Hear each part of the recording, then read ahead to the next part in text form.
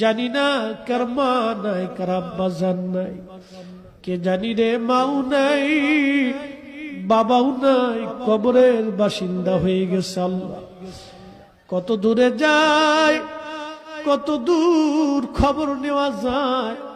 বাঁশ বাগানের নিচে, আম বাগানে, গোরস্থানে 3.5 হাত জমিনে মা ঘুমাইলো। কত বছর পার হয়, মাকে বলতে পারি না মা খাইছুনি। কতদিন পার হয়, আব্বাকে বলতে পারি নাই বাবা খাইছুনি। এই মাহফিল যারা সাজাইলো তাদের বাবার কুল, মায়ের কুল।